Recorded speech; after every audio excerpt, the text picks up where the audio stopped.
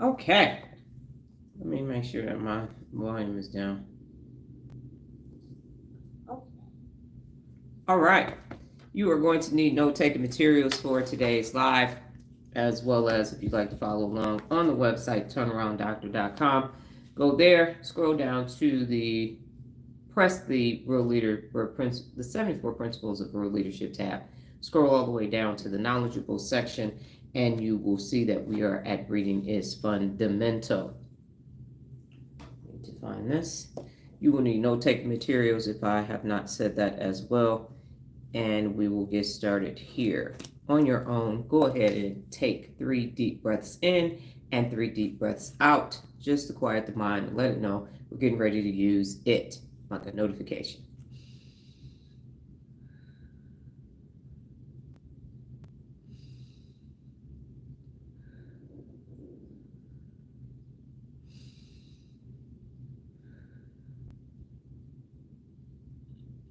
Okay. Good morning. I am Dr. Donna Thomas-Rodgers. I am daughter of Leslie Darnell Thomas, granddaughter of Arthur Jethro Evelyn II, and great-granddaughter of Levi Thomas. Welcome to your morning mental workout. Today's topic, reading is fundamental. How did we get here? Neurogenesis. Nice little neurons. Ting, ting, ting, ting, ting, ting, ting. Firing. And then they're connecting to each other and they're creating synapses, and that process is known as neuroplasticity. You take that, you combine the 74 principles of real leadership and the theory of personal accountability, and you end up with neuropability, which is your brain's ability to wire itself using the 74 principles of real leadership to create unlimited neural pathways for you to be able to hold yourself personally accountable day in and day out, so you can have your best day in and day out. Here on this live, we focus on using the frontal lobe, and we focus on the executive function of the brain, which is also known as the CEO of the brain. So without further ado, let's use your amazing brain today. I have been reviewing, I did an overview of the 74 principles of real leadership, and now I have also gone through each individual principle to include defining every word of every principle so you understand it in all of its totality. We are coming around third. We are in the K section of real leaders. We're pink. One moment, please. Okay, we are in the K section of real leaders. We're pink. And we are at reading is fundamental. Should you decide that you want to experience that overview, just go to the 74 Principles of Real Leadership playlist right here on my YouTube channel. Start at the bottom, work your way up to the top, and you will be caught up with us. They're about an hour and 15 minutes worth of live, so might be a while. I'm sure we will be finished, but take your time and get through it as you have time in your day. And now, with that being said, today is reading is fundamental. For those of you who are here, often you know I struggle with reading from elementary school, middle school, and high schools. Test scores, always standardized tests. Math is up here. Reading is down there. Down there. It wasn't until my junior year of high school I have a bachelor's degree in public law and government. And not anybody who knows political science and criminal justice is nothing but reading, and more reading. And it used to take me 9 minutes to read one page in my textbook. I used to have a dictionary with me, looking up all the words, but I did teach myself how to read and to comprehend. Hence, I'm in my 11th year of reading a book a week, because reading is fundamental. So that is why it is one of the 74 principles of real leadership. And the fun in fundamental means that it is fun. When I was doing the research for this, I used Grok yesterday, and I looked up the word fundamental first, and I didn't like that definition. And then I capitalized, as it is in my book, at the fun of fundamental. And it said, well, it's not really a word, but if you need an answer, and then it gave me the definitions of fun and then fundamental. And so that's the definition that we will be using today, because that is the definition that resonates with me, and it's what I intended. So let's look at the word reading. And reading is the process of interpreting and understanding written or printed symbols, such as letters, words, and sentences, to exact meaning, gain knowledge, or enjoy content. It typically involves visual recognition of text, comprehension of ideas, and sometimes vocalization or mental pronunciation of the words. Also, when I started teaching myself how to read, I had to read out loud. I could not read inside. People used to say, read inside your head. I'm like, no, that's not going to work for me. I am going to have to read out loud. And then I went from reading out loud to saying the words. And then finally, I was able to read inside of my head. But it took a minute. It was not something that just happened overnight for me. And it is because there is an orthographic in your orthographic processing center where you start with letters and then words and then sentences. There is a deficiency or a defect that has been handed down from my mother to myself and to my daughter. So we process the words not like everybody else. So it takes us a minute to spell. So I still struggle with spelling today, even though I have a doctorate in organizational leadership. So I still have to check. I was like, wait a minute, is that how you spell it? Fortunately, I don't have to look it up and go find a dictionary. We can do it on Grok, ChatGPT, Google, Yahoo. So dictionaries are readily available. But back then, they were not readily available, which is why I had to carry one with myself. So reading is the process of interpreting, understanding written words visually, recognize them and comprehend them, and sometimes vocalizing them mentally so that you can process them. Now, research, back when I wrote my book, Good Morning, Regina, the average person's reading comprehension level with a bachelor's degree was 9th grade. That's reading comprehension. It's one thing to be able to pronounce the words. The comprehension is to understand, yes, ma'am, is to understand that you can read it, comprehend it, and then explain it back to someone else. So that's the comprehension portion of it. And that's where people fall short. I just saw research maybe a couple months ago that now reading comprehension level is down to a 6th grade level. Because so much information is readily available, you used to have to go and do microfiche and all these other things to access the information, and now you don't have to do that. So as a result, the comprehension has gone down. It has deteriorated because you can get that information. So why would you read it and consume it if you can just access it immediately? So that's unfortunate because your brain actually needs you to be able to read for your working memory, which is located in the executive function of your brain. Okay, so that's the definition of reading. What's the definition of is? Is it indicates existence, identity, or state of being, often linking a subject to a predicate, and that describes, I just got through that sentence like an elephant. No, okay, got it. All right. That describes or defines it. Told y'all 95% of my brain, I speak and think in brain lyrics. So it indicates existence, identity, or state of being, often linking a subject to a predicate that describes or defines it. So reading is fundamental. It's linking the reading and the fundamental. And then the definition, the top or overview definition of fundamental is a concept or principle that is both essential and enjoyable. Essential and enjoyable. So what questions do you have about the definition of fundamental before we get into why isn't reading fundamental? And if it's clear, just say it's clear. If it's unclear, say that it is unclear, and we will move on.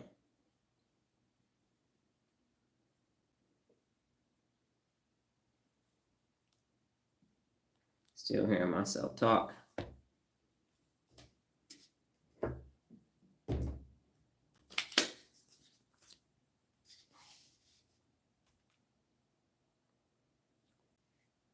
And remember, if you're responding, it's ... or brain. So it's the definition of reading is fundamental. Okay, we got it. It is clear. Okay, so for the group that can answer, that's not driving, why isn't reading fundamental? What is your thought process on that? Why isn't reading fundamental?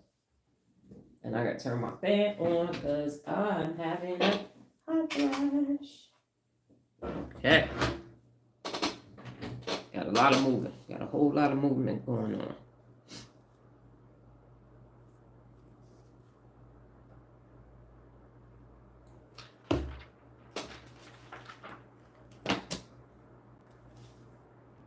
Because it isn't fun.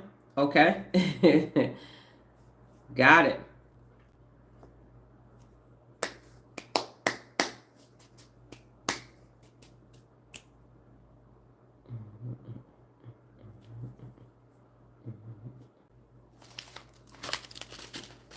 Would you care to elaborate, Mr. Hook, or you're just saying you're speaking for the group, for in general? Is that a personal response? Good morning, Jessica. The question on the table this morning is, Why isn't reading fundamental?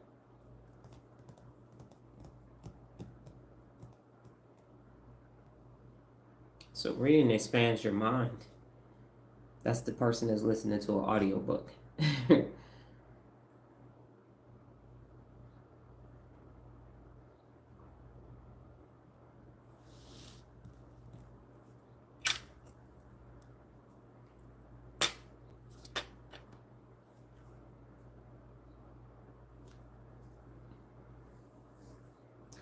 Reading opens up the imagination and vocabulary. It does, but people don't believe that it is. Reading is like doing chores, like you really don't want to do it, but you do it anyway.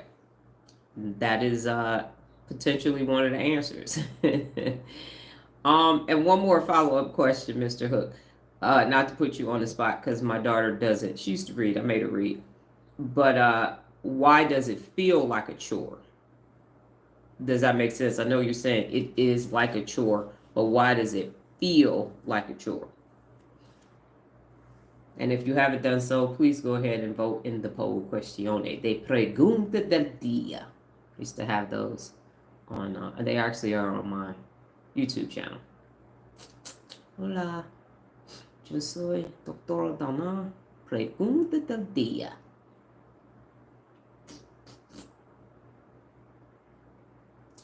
I got a bunch of videos saying estoy instead of yo soy. But a Spanish speaker told me, you can't say it like that, Dr. Donna. And then my amazing offspring, why isn't reading fundamental?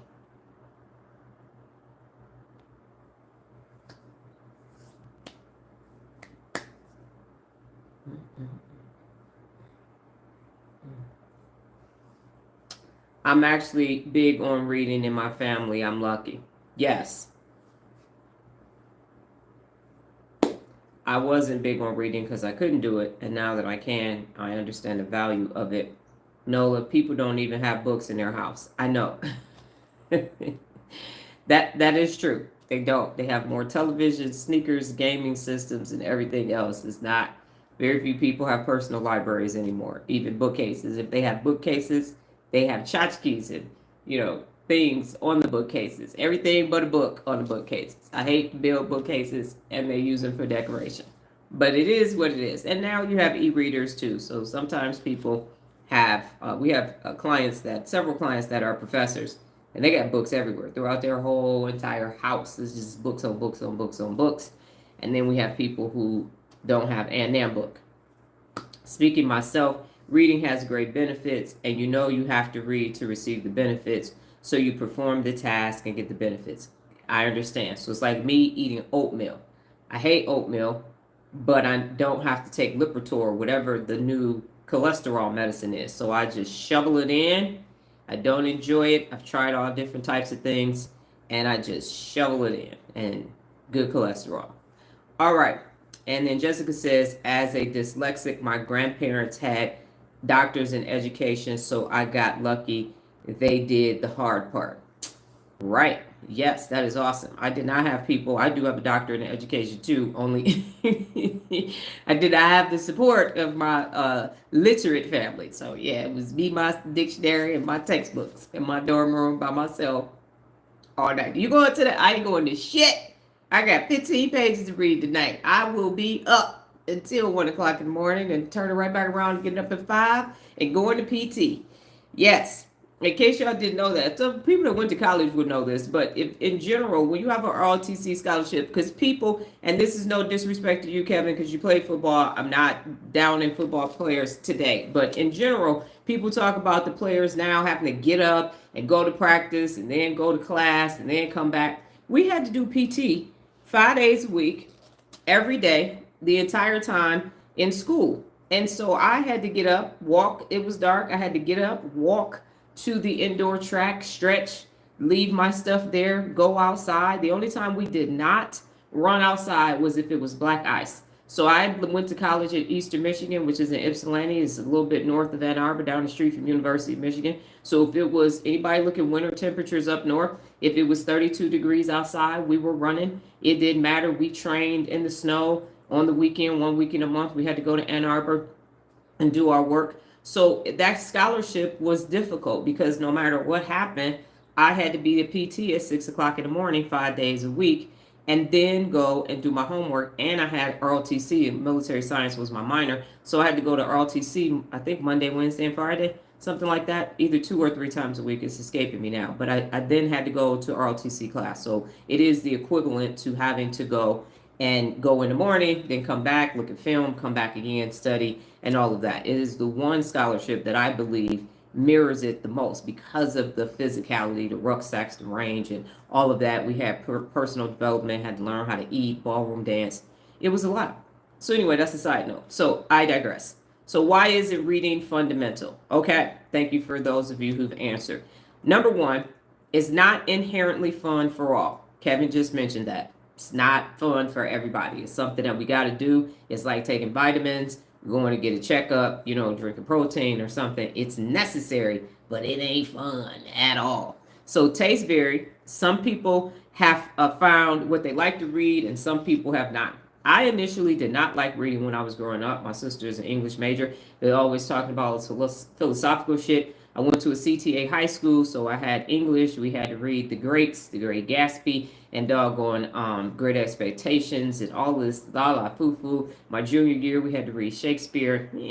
So for me, I was like, this shit is boring. I do not want to read this. Plus, it was at such a higher level than my own reading level. So for me, I hadn't found the books that I wanted to read. Now, I did go to the library. I did read Judy Blume books, but in middle school. But as the work got harder, my reading my reading didn't match the books that I had to actually read for work and school. So now also there are passive alternatives. So because you can play video games, you can watch movies, you can watch social media, they offer instant gratification. You get that nice big dopamine boost. Why would you sit and read a 300-page book, a 250-page book? Why would you do that when you can get it and get that entertainment value immediately? You got to use your imagination and kind of see what's happening, especially the books that I currently read now. As Nola says, no one wants to read those books. No one's going to come in our house and take your book collection. They're going to leave it. Like, we don't want to do that. Okay, so it's not inherently fun for all. Number two, it's not seen as fundamental. So it is not seen as fundamental. So there is a perceived irrelevance. It is less essential skill than thanks to AI. So you don't have to read anymore. Why would you read when you could just ask Chat GPT? Why would you read when you can ask Grok? Why would you read when you could just have Alexa, such and such and such and such? When was the last time? And I can say that because we don't have Alexa's. Nola does have Siri on her phone now. We don't have any of that in our house. So why do you need to know that? Hence, the reading comprehension has gone from 9th grade to 6th grade because you're not reading, so you don't have to comprehend because you can just ask somebody. Now, people have said this, and I'll use this as an example. Back in the day, teachers would say, what, you think you're just going to have a calculator in your pocket? You don't have to do that math in your head. They didn't know, and now we do know. So people will say that having a calculator, using smart calculators, graphing, computers, and everything is the equivalent to now using AI to get all of your information. And it is to a certain extent. But do you know what happens when you are in the middle of trying to solve a specific problem for a specific situation? Grok and AI and all the rest of them are not going to be able to solve a manufacturing defect on a dresser. The other day, we had a couple started putting a dresser together, and to save their relationship, they called Nola and said, we started and we need your help. So that's what we call an in-progress project. So we got there. I'm putting the drawers together. It's the manufacturing defects. And if certain railing systems I don't put on there because I don't want to mess it up. So I put the drawers together, and then Nola will do the other part. So there's this little black piece on there, and she said, I got that part. Well, come to find out, there was a left and a right hooking mechanism because people are always trying to take IKEA's ideas without taking over the whole thing because of trademark, I'm sure. So they had 5 lefts and 1 right in a 6-drawer dresser. So the pre-drill holes were not on 2 of the right sides of the dresser. So Nola had to measure on the left side, mirror that, and put 2 pre-drill holes because it was locking mechanisms that had to match exactly in order for the drawer to go in. There were also the pre-drill holes that were supposed to be on the bottom weren't. The rail on the side had a screw in the way, so the rails for it was fucked up, basically. And so we had to do all of these workarounds. And because of the working memory of problem solving, we were able to do it so that they could have a dresser. I mean, dressers are important. This wasn't some little knick-knack that you just attached to the wall. They needed a dresser. So my point is that yes, I use ChatGPT, I use Grok, but I also still read and use my working memory because that's where problem solving takes place. And if you don't have a problem solving muscle that you're exercising, then when it's time to solve a problem, you just start blaming people and saying the world is fucked up and this don't make no sense. There's a manufacturing defect and all of that because you don't have the mental capacity. So yes, I am saying go ahead and use technology. Use a washing machine, indoor plumbing, AC, all of that. I get it, but that doesn't stop you from still having to have your brain work for you in crunch time. I watched the episode of NCIS when Gibbs was still on it and the power went out and the internet was down and they didn't know what to do. And he started pulling out disposable cameras and notebooks and maps and shit. And everybody's like, what the fuck is this? What are we doing? And he said that we got to solve this case. And so if you don't have those survival skills and your amygdala gets hijacked, you're going to be messed up. So use it as a tool and a resource, but not as a crutch. And know that you said, so yes, we do in fact have a calculator in our pocket. We got a calculator, a flashlight, a radio, a doggone Discman, a Walkman, dictionaries, a library, and everything else. But this still has to be developed. So it's not seen as fundamental, and it's a weak foundation. So if you have a weak foundation like I did, and I didn't develop strong reading skills in elementary school, it just transitioned all the way up to college. Now imagine, and it wasn't on the fault of the doggone teachers because we had library once a week. It was an inherited defect that I inherited from my mother that I had to work my way through. And so, as you mentioned, Jessica, if you have dyslexia, you're going to read differently. You're going to process those words and letters totally differently, but it doesn't mean that you can't read. It just means that how you read is going to be different, and you need a strategy for that. So number 2, not seen as fundamental. Number 3 is barriers to enjoyment. So barriers to enjoyment.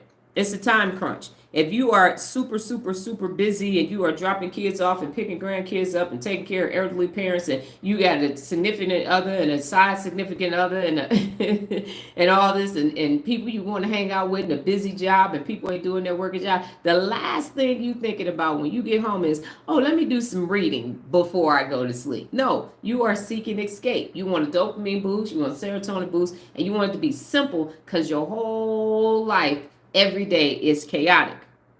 And then difficulty. You struggle with the comprehension, the vocabulary, or the focus. And so again, number 3 is barriers to enjoyment. Number 1, time crunch.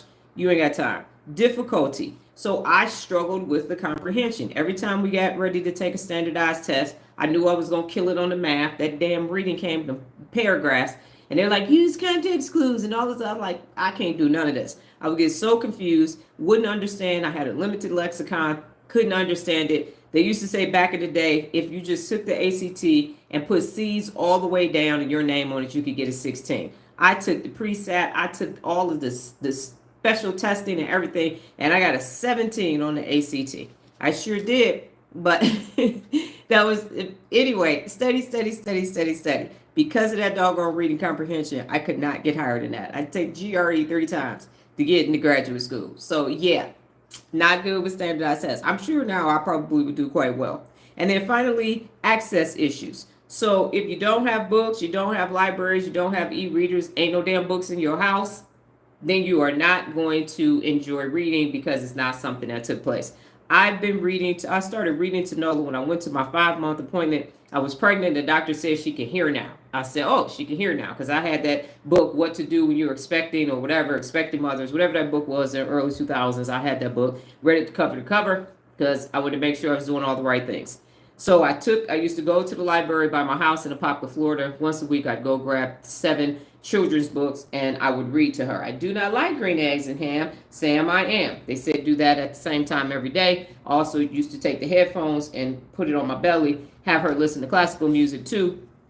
just to get everything going in the right direction. So if you don't have access, if you don't have books in your house, if you grew up in a house like I did where books were not readily available, then reading is not going to be something that you even embrace at all. It's going to be like, yeah, that's what you do at school. You do it for work if you need to get promoted. Number 4, here we go again, cultural and social factors. Cultural and social factors. So it has been a shift in media. So visual content overshadows books. So reading is no longer a go-to for information, fun, or learning. I'm gonna do a DIY video. Let me look up a video. No one says, let me look up an article. I say it because I still process reading information more so than if somebody's saying it. Because if they're not a good person to deliver the message, the filler words, and how they're saying it's gonna drive me bonkers. I'm like, where's the book? Where's the article? Because that is stopping the flow of what I need. And then secondarily is the social perception. So if your peers, your family don't value reading, it might not feel fundamental or cool, and it reduces its appeal. I went to a CTA high school, and we had a couple people from my middle school that went. Lil Mike was one of them. He was a baller and very smart. Ended up dropping out. I don't know what happened to him. I hope that's not what happened to him. But he would not carry his books home. He found some seniors. They gave him books to take home one day, and he was like, yeah, I ain't gonna be carrying no books home now on the bus. People can't see me on the bus, on the freight. That's what you just call it, hopping the freight. Can't see me with no books on the bus at all. So yeah, he did not want people to know how smart, and he was very smart, but he did not want people to know. So he got those books home, and then by 10th grade, he was gone. It was from the school. So like I said, I don't know what happened. But if your social perception is you had books in your hand, you a nerd, you a geek, then you're not going to do it. And then number 5 is misconnections. So school or parents may emphasize reading as a task rather than as fun or foundational tool for curiosity, creativity, relaxation, or basically disconnecting it from the fundamental idea. So if everybody around you is like, oh, you're reading. Now, my Aunt Diane used to read, and she should have been a geologist, but she's born in the silent generation, so that was not going to be possible for her. So she ended up being a nurse. But she used to read Stephen King books, It and all that. So she had a library in her house with all these thick-ass fiction books. So she's a Trekkie, likes Star Wars, all of that. So I'm like, okay, so the only person we know has books, literally is all these thick-ass books that I'm not a sci-fi person. So I'm not really interested in that. So it didn't appear to be fun for me, and I had to find the book. So when I started reading my adult life, I used to read the Eric Jerome Dickey books and Walter Mosley. Because of my background in criminal justice and politics, I would read all of those mystery novels because for me that part was enjoyable. And then I stopped reading, and then I had to pick it back up again, and now here I am reading nonfiction. I did add a couple fiction books in 10, and the household changed. So I was directed by my offspring that I was forbidden to read any more fiction books because the whole energy in the house shifted. So I went back to fiction, didn't go well. So I'm back to nonfiction again. But read whatever you want to read. So flipping the script, reading can be fundamental if people find engaging content and you tie it to personal goals, or you build habits in a low pressure way. So it can be fundamental. However, you have to make the mindset shift that this is something that you want to do. As I mentioned, I started my book challenge. If you go to the home, what page is it? I think it's 553 on the website. It basically tells you how I'm in year 11 of reading a book a week. I went to the movies and saw Equalizer 1, and he was in the cafe reading a book, and the young lady sat down with him. He said, there's this 100 books that everybody should read. I came home, looked at the list, was like, fuck this, I'm not reading that. Was on the phone next day with a colleague, said, I bet you can't read 100 books in a year. I said, I bet you can. Then we added the qualifier, has to be personal development or business. I was like, bet, I got this. So I started reading books, and we needed to be accountable because that person was in Detroit. I'm here. So I started recording the book reviews every week, and now I'm year 11 of doing that. That year I did read 101 books, so I read ebooks. I listened to audiobooks, and I read physical books. I got used books. I got new books, books on the best New York Times bestsellers list. And now I am in year 11. And so I've learned a lot over the last 11 years. And there is no way, coming up on my 15th year of being out of corporate America, There's no way. I've way more information in the last 11 years than I had in the first 37 years of me being alive because of how much I have read. So I am a reading advocate. I believe that everybody needs to read 15 minutes or more a day as your mental workout. And now that I know more about the brain, that working memory starts to deteriorate at 35. And then by 65, it's almost non-existent. And that's why the old folks' homes and all the doctors are like, yeah, get you a Sudoku. It's too late by then, but okay, get you a Sudoku and some puzzles and everything to get that working memory back working. But I'm saying as long as your brain is working, then your working memory should never be unemployed. And that is why you need to read daily, 15 minutes or more. So now, what questions do you have about why it isn't fun? Reading isn't fundamental, and they are. I will repeat them, and then you let me know your thoughts and anything that resonated with you, any questions that you have. Feel free to type those at this time. So number one, it's not inherently fun for all because your taste varies, and it's passive alternatives that are better in theory to reading, video games and things like that. Number two, is not as seen as fundamental, so it's perceived as irrelevant, and if you had a weak foundation, you're not going to do it. Barriers to enjoyment is number three. So if you have a time crunch, there's difficulty because of vocabulary comprehension or lack of focus, you're not going to do it. And then access issues, you don't have books readily available. Number four, cultural or social factors. There's a shift in media from reading to visual content, and then social perceptions. Family friends are like, yeah, don't be bringing no books over here. And then number five is misconnection. So the school and the parent, the environment that you grow up in is saying that's for school. And when you're having fun, you're having fun. And how could you have fun reading? That makes no sense. And then you just flip the script. Reading can be fun. When you find content that's engaging for you, then put yourself in low pressure situations and you don't have to read what everybody else is reading. So again, ... brain, let me know that you're there. I've started.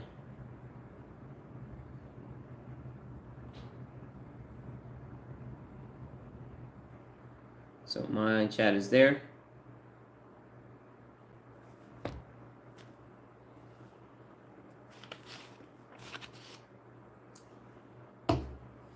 This wig is on my ear today, or my stocking cap was too tight.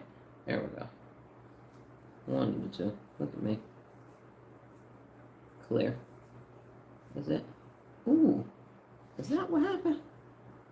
The whole time? No wonder my head been hurt. It was folded over. Man, that's like so much relief. I thought I was getting a sinus infection. I tell you. I was trying to hurry up this morning to get this other work done for my class. My class. Okay. So how to make reading fundamental. Here are some ways for you to do that. And there are 5. That's what I thought. All right. So fundamental. Fundamental. You got to blend fun and a foundational habit involving blending enjoyment with its essential value. So those are the ingredients to fundamental. You can have joy and you can have reading, but you got to put the essentialness in it. The essentials readings, sort of like essential oils.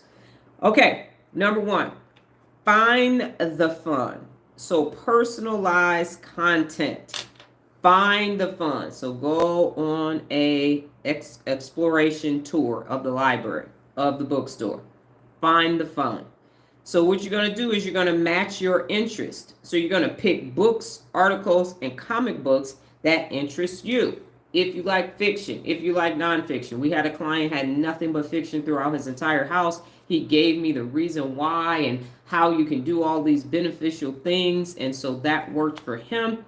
I am just saying at this point, read, comprehend, have a conversation with someone about what you read to keep that working memory going. So pick out books, articles, comic books, ebooks that work best for you. Now, I've had questions, and it's even going to suggest at some point audiobooks.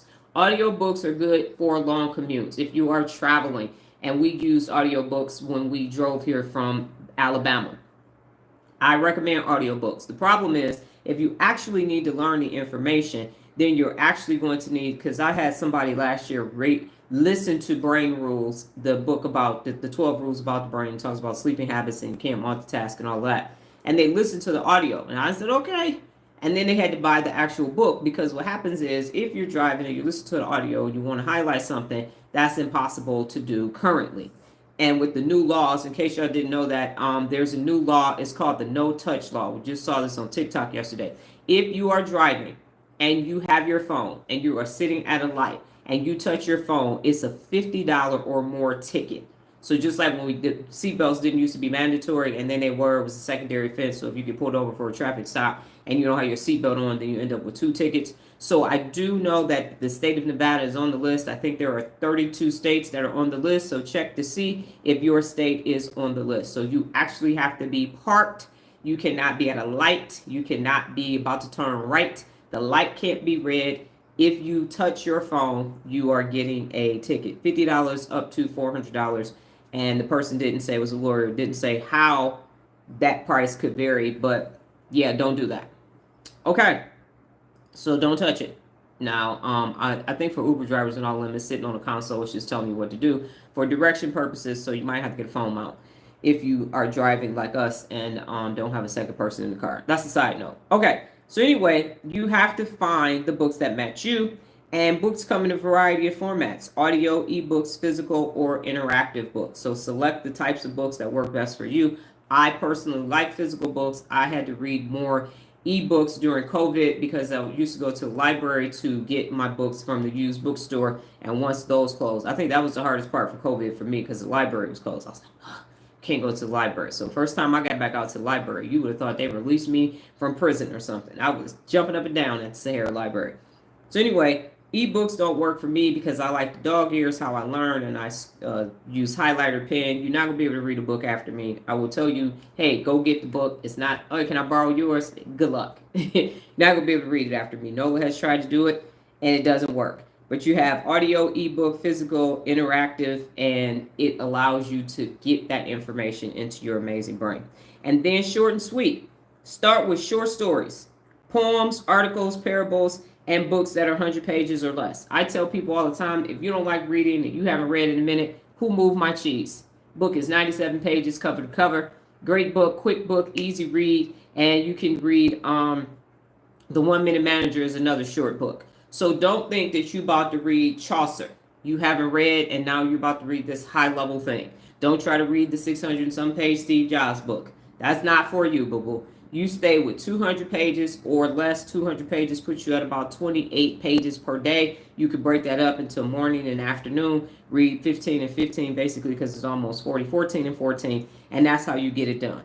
So again, parables, articles, poems, short stories, and books that are 100 to 200 pages. And keep doing that. And what you'll find is that as you finish books faster, now you can read a book that's 210 pages, that's 225 pages, that's 250 pages. Then you get your way up to reading books that are 600 pages. I do have the Stalin book. It's 1,000 pages. At some point, I'm going to have a complete week off, and I will finish that book in 7 days. I think I got to read like 120 some pages a day. I forgot. I worked the math out. So I would just do nothing but finish that Stalin book because I want to understand. I've heard and saw things, and I just want to read it for myself.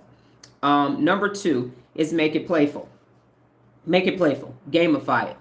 So page count daily or time reading daily. So you're going to make a game out of it. You're going to Nola reads for 15 minutes a day because of her mental illnesses. Can't sit longer than that trying to read. Brain will go off. And then she sends in the summation because that's part of one of her challenges that she's in. So gamify it. Either say I'm going to read 5 pages a day, I'm going to read 10 pages a day, or I'm going to read for 15 minutes, excuse me, a day. And if you're already reading, you can say 30 minutes, an hour, but just make sure that you're doing it daily. Because there are people who will sit down and read a book over the weekend. And so you go on 5 days without reading on 4 days, and then you're going to devour a book on the weekend. That's like trying to work out on Friday, Saturday, Sunday. That's not going to work, okay? So time it out. That's a great idea on upping your game speed too. Yes, definitely. So you can read and you can get faster too. Now, one thing I do as well because I got a lot of books that are hard to read and sometimes they fan. And usually we get a thin book, and both of us are like, that's going to be a hard ass book to read because of how thin it is. Like, oh, and the thick ones I can get through.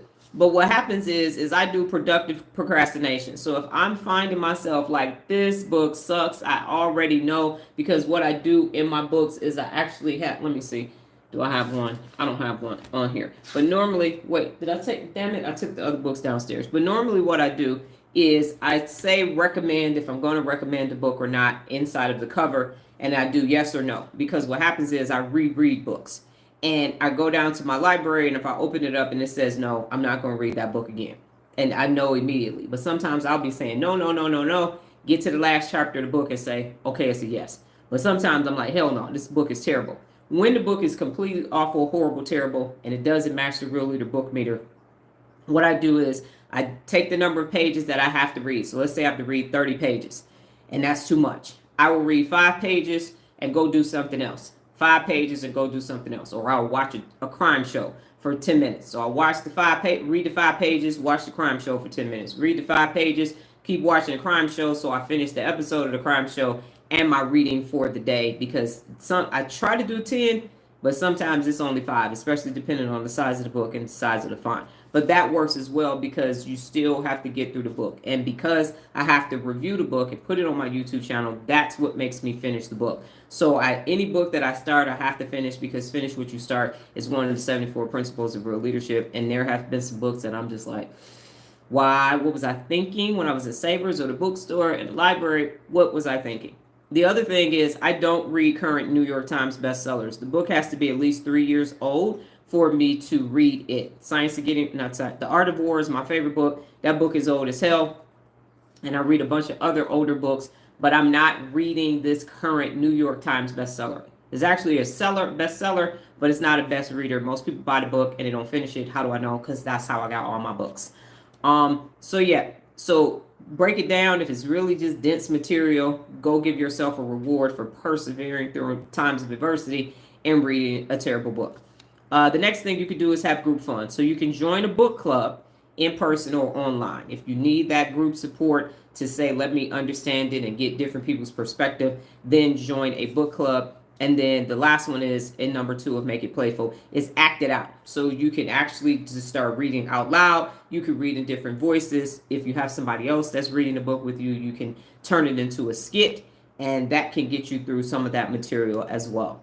Number 3 is build the fundamental habit.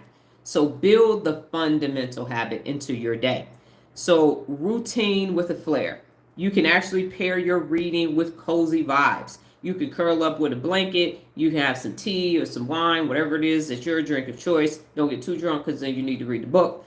And you can have some music, some classical music playing in the background. So for me, what I used to do when Nola was in school, I would drop her off either at school, and then when she was in magnet school, I would drop her off, come back home. But then I would go to my favorite cafe, Leone Cafe, and I would sit there, because the music was always in Italian or French, and I would have my breve, and for 2 hours, I would just get my reading done from 7 to 9 in the morning before all the worker bees came in, and then I would leave and go on about my day. So attach it to something that already gives you a nice dopamine boost, and that will just make the experience better. Then you can start small. As I mentioned, don't read a book over 200 pages if you ain't never read a book. Start with Who Moved My Cheese. You're just going to be very lofty. Yeah, I'm going to read doggone Ithacus. I'm going to read this now. I can read, I'm going to read. No, your brain is going to be like, the fuck are you doing? It's equivalent to having never lifted weights, or you ain't lifted weights in 20 years, and you going to go on over there and say, yeah, man, go ahead and give me them 80s on that barbell. Give me them dumbbells. I'm going ahead and throw up this 160. No, you're not. No, you're not. You're going to throw your back out and be in traction all the way trying to get out the gym. You better say, hand me them 10s.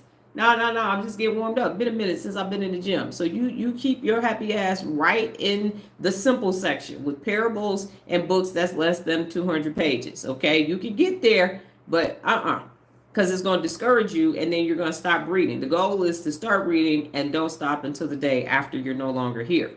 And then the final one under build the fundamental habit is to tie it to goals. Okay, my book challenge is the perfect example. When I started 10 and a half years ago in November of 2014, I didn't think I was going to make it past the first year, but I liked how I felt. I liked knowing information that I did not have before. I didn't have it. I kept it. It's stored in my long-term memory. It's stored in my hippocampus. You all experience it. I'm like, oh, you could read this book. Oh, you could read this book. I was reading in this book. And it gives you this otherworldly view as opposed to the rhetoric that comes from individual people. So even on the news, there's always a spin depending on which platform you're reading it from. But when you read a biography, when you read an autobiography, when you read a book, that's just giving you information, and then you can compare it. Now you understand what's happening. So for example, I understand exactly what's happening in the housing market. And the beige book just came out, I think, last week. Kevin, if you still need to know what's going on in real estate in your area, it just came out. Remember, I told you the Federal Reserve puts out the beige book every 6 weeks. And you look at it, you find your Federal Reserve region, and then it tells you unemployment, real estate, all the things that are happening where your Federal Reserve bank is located. So it is a great book. I think I read it in the Wall Street Journal. That's how I found out about it. But that's the only people that I'm following on LinkedIn, so I will know when the beige book actually comes out. But the point is this. So I needed to understand what happened to the housing bubble of 2009. And I read House of Cards. And then from there, I read Liar's Poker. And then from there, I read Bailout. So House of Cards. So everybody thinks that the housing bubble crisis was a direct result of 2005 and overinflated mortgages. But where it really started was in Liar's Poker. So what happened was somebody on Wall Street was trying to find a new way to invest money. Prior to that, home ownership was not this commercialized thing that we have today. And that's why people feel so bad about not being able to get a home. But prior to Liar's Poker, people on Wall Street, it wasn't even possible for you. Most of the time you had to buy it, you had to have a big down payment and all of that. But thanks to the people on Wall Street, they created mortgage bonds. And as a result, you know, a bond, you got to put some stuff together in order to make it sexy so the world will want to buy those bonds. And that mortgage bond industry was created in the late 70s, early 80s during Reaganomics. And that's how we started these whole mortgages. So that's where it started at. And then from there, people started doing subprimes. And they started creating these bonds that weren't real, overinflating the value of the properties, qualifying people who didn't qualify. And that shit came down like a house of cards, hence the name of House of Cards. And that's where Bear Stearns, after being in business for 85 years, whole company, they had $18 billion on Monday, cash at the parent company. And by Friday, Jamie Dimon and them was looking at them like, yeah, we about to get you off for $2 a share, baby. So Bear Stearns went down in March, and Lehman Brothers went down after 100 and something years in September. And it was the first time that the federal government opened the discount window since the Depression. And they so savage, all of the big banks, to include Warren Buffett and all of them, was meeting on the weekend while y'all was chilling, and they was trying to save the global freaking economy, because that was about to be walls come tumbling down. And they used the taxpayers' dollars to bail out the banks, hence the book Bailout. Because the person who was responsible for overseeing the whole thing wrote the book. And they would not let him do his job. So guess what happened to all of y'all billions of tax dollars that was supposed to bail out the people who got those bad mortgages? That money was used to keep the banks afloat for 5 years until they recovered financially. And the people who lost their houses ended up getting about $2,000 in mortgages on their credit for 7 years. That's what happened. So by reading those 3 books, I understood. And guess what's about to happen again? Same shit about to happen again, because corporations are now buying neighborhoods, especially here in Las Vegas, and they are turning them into, wait for it, rental properties. And they don't understand that renters don't give a fuck about your property. And so it's going to be another shit show. As I mentioned, probably about 9 months ago, I was on a call and they were saying, oh, we got a great investment opportunity. You're going to be able to buy houses in Abu Dhabi and Dubai, and you're going to own a house and we're going to rent them out to the people. You got to invest for a year, and then after that, you'll be able to pull your money out. So that's how the corporations are doing it as well. And so now the bonds that are being sold are for these rental properties. We're going to be doing it again. The definition of insanity is to do the same thing, expect a different result. If you watch the China Hustle, it starts out saying the biggest lie on Wall Street is this. This time it's different. So pay attention to that. But had I never started my book challenge, I wouldn't be able to educate you all on the global housing crisis in America.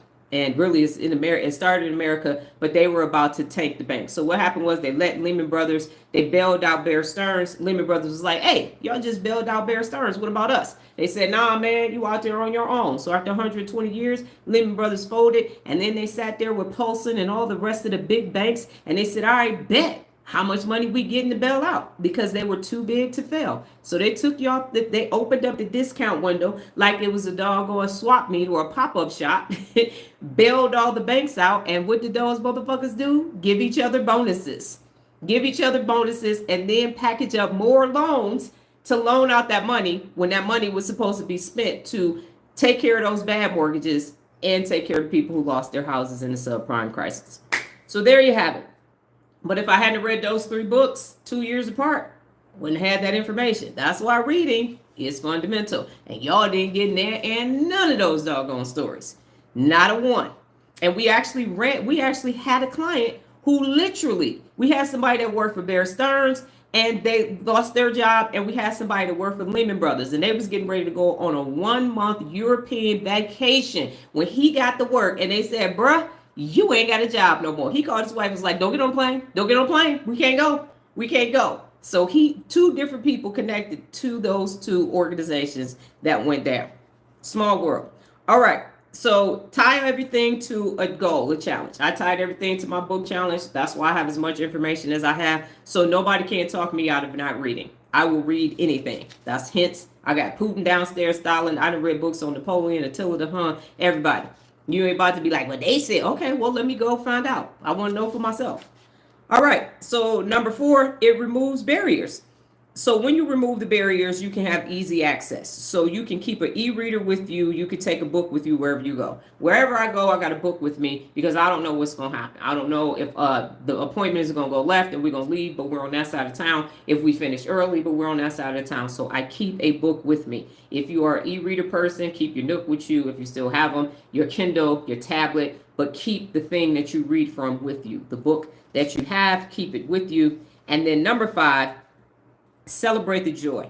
So share the excitement. Talk about the book and how it is attached to your reading goals. So you can do book reviews. You can write a book review. If you're in a book club, you can talk about it. You can post it on social media. You can do book threads on Threads. Everybody's always asking for a book recommendation. So you could do that. You could also mix media. So you could pair a book with a movie. And so I did that with Eat, Pray, Love. I read the book Eat, Pray, Love, and then I went back and watched the movie because I had watched the movie and then wasn't interested in the book. Then I saw the book, so I said, "Let me read the book." Then after that, Eat, Pray, Love happened to be on like Tubi or one of those, so I ended up rewatching the movie again. And then you can also attach it to events, so you can attend author readings or you can do library events. And so people are always having something. "Oh, come see me! I just launched my book." So you can do that as well. So in summary, you can flip the script and make reading actually fundamental. And the way you do that is you find the fun in it. So you pick the books that work the best for you. That's number 1. Keep it short and simple. Do articles, do short stories, parables, things like that. Number 2, you can make it playful. So you can gamify it, page count, or you can do timed reading, group fun, join a book review, or you can act it out, join a book club, or you can act it out. Number 3, build the fundamental habit. So you want to do it with a flair. Me, I used to go to Leone Cafe and listen to some international music, have a nice cup of coffee, and then go on about my day. Start small. Don't be no reading superhero. You know where your reading level is. You say ass under 200 pages. And then you can tie it to goals. For me, it's tied to my annual book challenge. You want to remove the barriers, which is number 4. So you want to keep books with you, the book that you're currently reading. Take it everywhere you go. And then number 5, celebrate the joy. So share it, do book reviews, talk about it, recommend the book. You can pair it with the movie if it happens to have a movie component. And then finally, you can attend events where there are authors. So in summary, reading daily gives your brain a great workout. It allows your working memory to get worked out. If you think of it in that way, I am working out my brain. And if you read long enough, like me, you're going to put some stories together. It ain't no conspiracy theory shit. It's factually based. The timelines match up. And now it's empowering. You have information that you need that you can pass on to others. And so they too can be well informed. And then you will continue to develop and strengthen your working memory, as I mentioned, and it will allow you to become well-rounded and diverse. There are so many times what we do when we do go into someone's house that actually has books. I look to see if we have some of the similar same books. And I don't believe, and Nola, you can correct me if I'm wrong, I do not believe that I've ever gone in someone's house and not had at least one of the books at a minimum that we both have had. So then you can have a conversation like, oh, did you read that? Oh, you started reading that? Or you just started reading that? Or by a particular author. And I can say, oh, I read that book. Have you read that one? And then there's an exchange. So it works. And here is, I actually have, I know my desk, y'all like, what the hell is always on her desk? So this is, as you can see, people have recommended books to me, and I write them down, whether it's online or in person. I text it to myself when I get home. These are all the books for me to consider reading in the event I find myself at a loss for what book am I going to read next.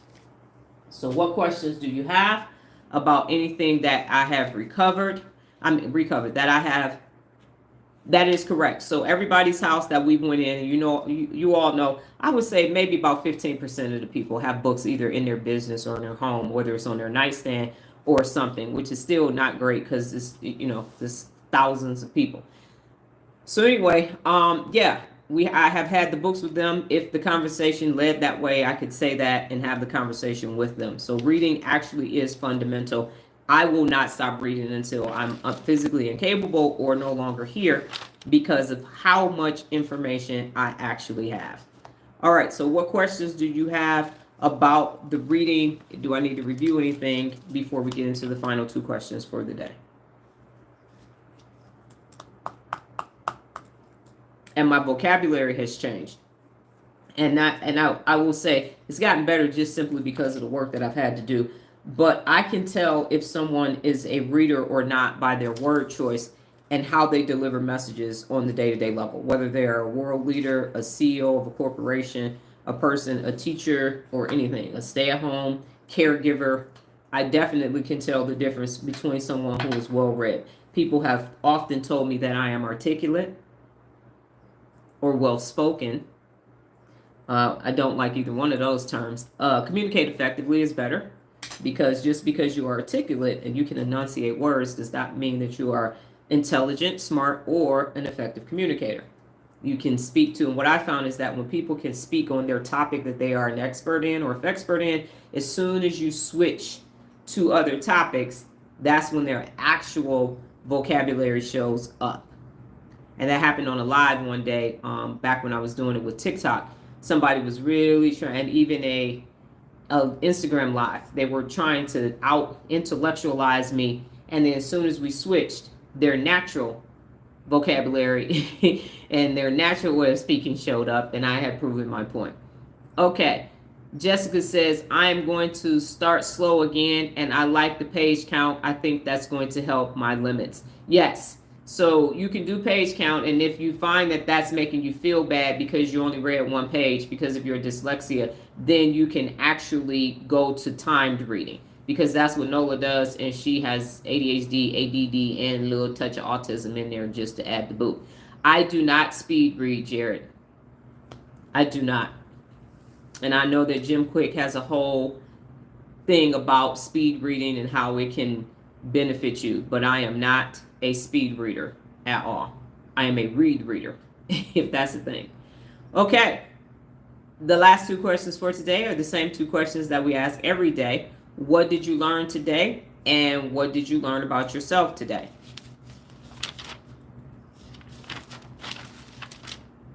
I learned a lot. I attended one of my lectures this morning, one of the sections of it. We are now talking about the neurons. And so we are talking about the materialistic mind, your brain's ingredients. And we talked about the historical perspective for brain ingredients. It's historical perspective for brain ingredients. And now I am on the second section of this module, and it is the neuron doctrine, where the two people are arguing with each other about what is the best way to look at neurons.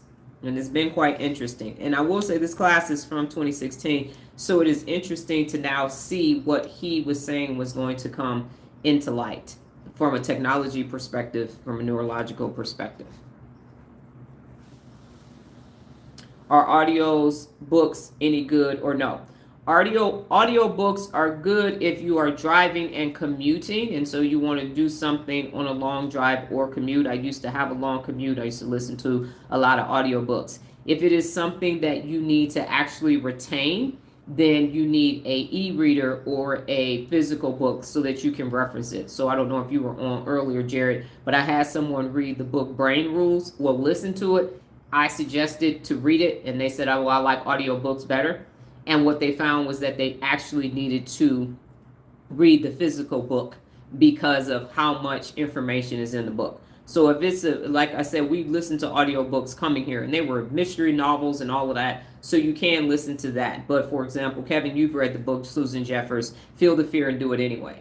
I listened to it on audio, but I kept listening to it. So if you're going to keep listening to it, you have to hear something 3 times in order for it to start sticking. So if you're going to consistently listen to it over and over and over again, not motivational shit, I'm not talking about that, but actual information, then I would say, yes, you can do an audiobook. But if you actually need to reference it for work or for your personal just information, physical or ebook. Okay. And then Kevin said, today I discovered that you have to find fun in reading. Yes, that's why, Kevin, you have my book, so it's fundamental. And we are a society, unfortunately, that doesn't respect reading. So if it's not being respected, then it's not going to be something that's presented to you. And plus, there's a natural delayed dopamine that's infused when you read. But when you are just watching content all the time, you get that natural dopamine, that manufactured dopamine. And so you keep saying, give it to me, give it to me, give it to me. I can't do that. So the attention span used to be 30 seconds to about a minute and a half. And now because of, good morning, Lola, because of short format videos, it's 8 to 15 seconds. And then people lose their attention. That's why commercials are shorter now, because people's attention spans are shorter and shorter. Okay. And Jessica said, I learned that I'm needing to start slow to step up my reading with great recommendations. And then I also have several videos that teach you how to read a book in a week. And basically that is take the page count of the book, divide it by 7. That's the amount of pages that you have to read in a week. And then attach it to your meals. So breakfast, lunch, and dinner if it's a lot. If you're a morning person, then you read it in the morning. If you're a night person, then you read it at night. And then take the book with you, and that's how you will be able to read a book a week. Kevin, myself, I have to incorporate celebrations in my reading activities. You do, because as soon as you do that, what's going to happen is when you read a book and you reward yourself, dopamine is going to say, oh, so we like doing this. Okay, go get another book. And you'll go get another book, and then you'll reward yourself. And then the dopamine is that wanting. It's, hey, you reading today? Hey, come on, go grab a book. I like that. And naturally, you will start using those neurotransmitters to get your own natural dopamine. And then Jessica said, I am glad that I do find reading important, and I'm going to have the kids. One of mine is a big reader, and it will help me find new things to read. It will. And one thing that I did, Jessica, when Nola was smaller, is I had her read her bedtime stories to me. So it helped her learn how to read, and I was tired of shit. Frito-Lay was wearing me out.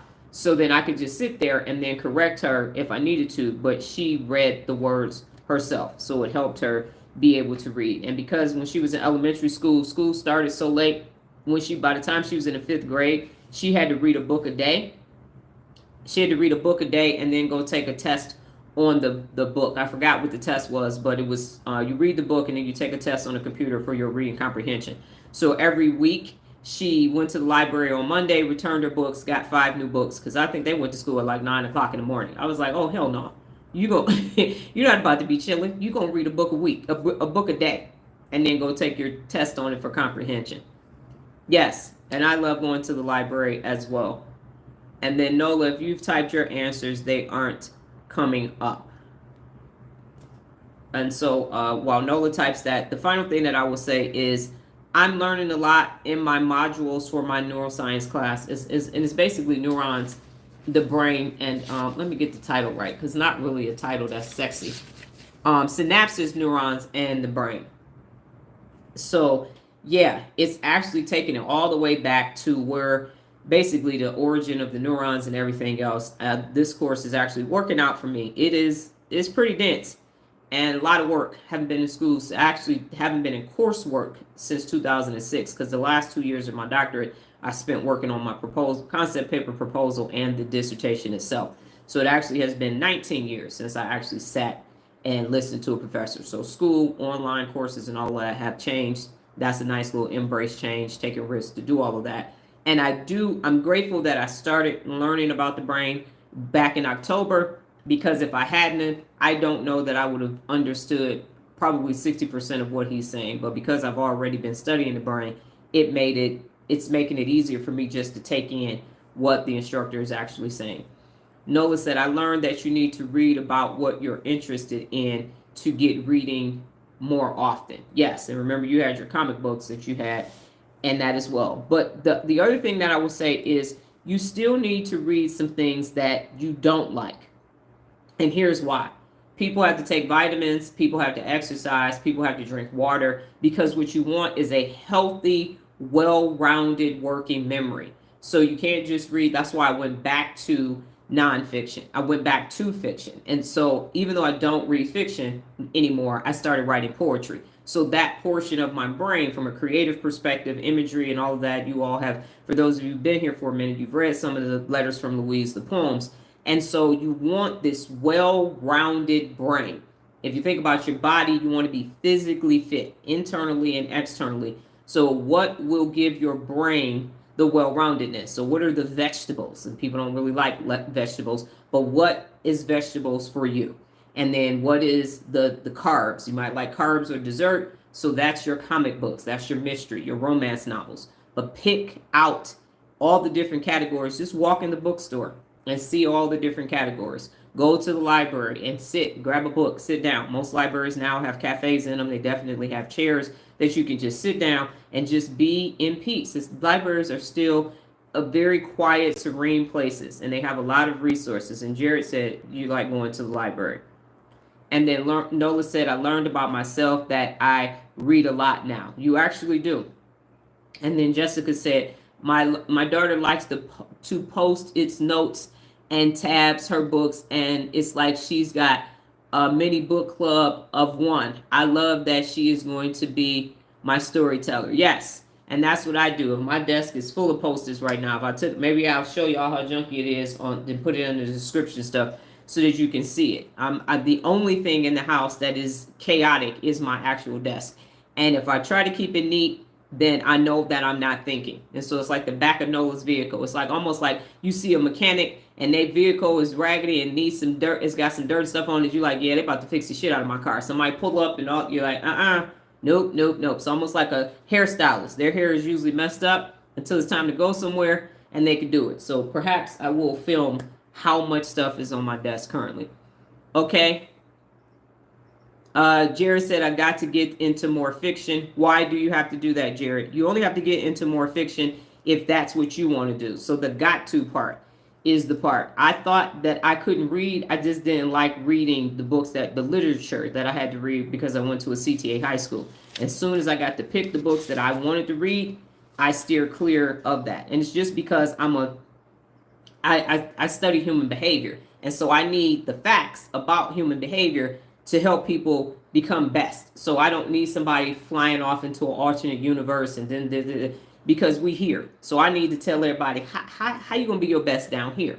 And I attempted, and I didn't even really have I think I did Of Mice of Men. I might have did Common Sense and a couple other ones. And it wasn't even I didn't go do The Great Gatsby, Great Expectations, and any of those other books, Wuthering Heights, and not. I didn't even read those. I steer cleared and still energetically. I almost got kicked out the house, so I had to stop because I didn't want to be homeless. Jessica says, I've also realized I need to learn more about my specific dyslexia. I can work on my learning styles. Yes, you actually can, Jessica, and that is my hope as I study more about the brain, because I have information for people with ADHD, autism, and ADD. I haven't looked into dyslexia yet, but I do know that the brain is plastic, and neuroplasticity is how you wire your brain. And as a result of that, that's why I'm studying the brain at this neurological cellular level, so that I can say, this is how you use your brain to become your best with the sickness that exists inside of your brain. That's the whole purpose, is so that everyone, regardless if you have mental illness or not, you can actually use your brain to access your best on the daily basis. And that's why I told Kevin yesterday, and Nola as well, that I'm 3 to 5 years out from critical mass for people, because as I study the brain more, I have to understand where the gap in neuroscience is and with psychiatrists, so I can say, hey, y'all, me be the conduit. This is how we use the brain. This is how we actually use the brain on the daily basis, not how we take care of Alzheimer's or Parkinson's, but how the people living day in and day out, how they can actually use the functionality of the brain. So now I understand why this information isn't readily available, because they're working on the nervous system, understanding it, and all of that, dyes and all these different processes, the blue brain and everything, brain bowl and all of that. And then psychiatrists are saying, okay, send me all the sick people. So the well people aren't really getting looked at in a way that we need. So we can't use this amazing organ to access its greatness on the day-to-day basis, because right now the study is on what is this and defining it, and then how do we help all of the sick people. But it's also because the government and corporations are funding all of their projects. No one's funding how do we get the best. When people say, oh, no, everybody's work ethic is bad, it's not. It's neurological. It actually is. And until you can say, you can identify the GABA receptors are high or low, and then this is the reason why. Like, I just thought I was dumb. I couldn't spell, I couldn't read. I didn't know it was in the orthographic processing center of my brain. And it started with me in learning letters and words and then sentences and not being able to process it correctly. It's like, damn, it's fucked up. I can't read. But it was neurological. Now I know how I need to read. And I've been reading for 11 years. And then Jerry said, I want to tap into some more creative writing. And I like the ones, The Lord of the Flies, 1984, and Animal Farm. I actually read 1984 and Animal Farm, and I had to read Lord of the Flies in school. I knew it was two more of the greats that I read. So I did just recently read 1984 and Animal Farm. I would just like to say this as well, Jared. I actually do write creatively, and it's not necessarily because I read fiction, because I didn't start reading fiction until year 10. But I have blogs, I wrote poems. My writing in and of itself is creative. So I would suggest that you also read parables, because that's an option as well. And then just pick different genres. So I've read The Accidental President of Brazil, and I've read Elizabeth Queen of Toro. So even if you read international books, and if you watch international films and they're in a different language, and so you turn a caption on, all of that. So if you watch period films, that language is going to be different. So Bridgerton and Queen Charlotte, Game of Thrones, if you start watching that, then you can see the people acting and hear the language. That will tap into a different portion of your brain, and then you will watch it, process it differently, and then you will write differently as well. So those are just some of the things that I use in order to become a more descriptive person as well. Yes, and you can learn Spanish as well. So Nola and I have watched this really Russian crime show, subtitles, everything. And as long as it's dubbed correctly, because if you watch it and it's really off, then it's hard to do. But now with Netflix and Prime and all of these different streaming platforms, they have a foreign film category. So I recommend you do that. A lot of things are on YouTube. You can even, if you're a TikToker or on Instagram, I'm on all the social media platforms, just find creators that are speaking a different language, and you'll look at what they're saying and what they're doing. Sometimes it's translated, but that will help you as well. My whole point is that there are more ways to tap into your creativity than just reading fiction. You can go above and beyond that and have a more well-rounded existence. Because the other thing that I've noticed with fiction writers is they have that style of writing, and their style of writing doesn't change. So now you have to end up looking at all fiction writers, but creatively you can read people's biography. So you can read a lot of actors, artists, and everything, and then you'll get their perspective just because they wrote a book. So I've read a lot of autobiographies and biographies about people as well, alive and no longer with us. Okay, thank you very much for your time this morning. Again, reading is fundamental. My pleasure. Reading is fundamental. I am recommending 15 minutes a day. 15 minutes a day. Now, I have said 15 minutes a day of your personal time and 15 minutes a day of reading. You are awake for 16 to 18 hours a day. If you cannot give your brain 15 to 30 minutes, you got a bunch of unaccountable people in your life. You got a bunch of unaccountable people. If you say, I don't have time. If you got time to scroll, you got time to read. I'm going to say that again. If you got time to scroll, you got time to read, because that scrolling is manufactured dopamine. It's artificial. It's like opening up a bag of white sugar and pouring it in your mouth. You're going to end up with some damn cavities. Okay? Natural dopamine and natural serotonin is like eating fruits and vegetables that came from the ground, that you washed off, organic, and now you're eating them. Now you're going to get the sugar and the nutrients that your body needs, and then you're going to go off and do grand things. So it's brain food. Personal time with yourself and reading is brain food, because look at it this way. You want your brain to do all this shit, and you feeding this shit. You want your brain to do all this shit for you. We want you to get up, dress, bathe, dress yourself, fix your food, drive if you drive, deal with employees and employers, interact with people all day long, and the brain's reward is 2 hours worth of TikTok videos. I'm on TikTok. I will tell you, I was on TikTok the other day, but I also read. I also have personal time. I stretch. I have a good diet as well. So garbage in, garbage out. So it's like having a car, don't get the oil changed, don't get the tires rotated, barely put gas in it, don't plug it up if it's electric. You ain't even getting it washed, you don't clean it out or nothing. And then you like, damn, this car ain't shit. Had this car 4 years, motherfucker falling apart. That's you. You falling apart. You falling apart. Eating all the wrong foods, don't give it enough rest, don't drink, don't water. One of the neurologists on TikTok that I follow, he said the first thing that he does in the morning, even though he likes coffee, is he drinks 8 ounces of water in the morning, because the brain is 75% water and the brain is thirsty. I was like, damn, that's why I don't go nowhere without a bottle of water. The brain is thirsty when you wake up in the morning. I'm like, oh my God, drinking water. Now I don't even get to my coffee till 5 something, and it's decaf anyway. Thank you, perimenopause. But damn, 75% water, and you ain't even giving your brain and woke you up. You done went to the bathroom, everything else, and then the first thing you do is not give it water, and it's dehydrated. Who knew? So I do watch TikTok, and there is value, but your brain needs you to read. Your brain needs you to shut down and just say, hey, what's up? How we feeling today? What's going on? What we got going on? No stress, no hijacked amygdala, just you versus you. And I will say this again because it's worth repeating. Take yourself out on a date. Buy yourself some flowers, some cologne, whatever you like, and just take yourself out on a date. Even if you have a significant other or a spouse, hey, it's date night. They can be like, for real? No, I'm taking myself out on a date. I'll be back. It could be a lunch date. It could be a breakfast date. Anything to treat yourself so your brain can be like, thank you. I like natural dopamine. I like natural serotonin. I like that. So you have to be kind to your mind. Let me make that a highlight. Okay. And Jessica, you said, yes, water is important, and I don't go anywhere without it. And I take my water, I take water with my medicine. Yes.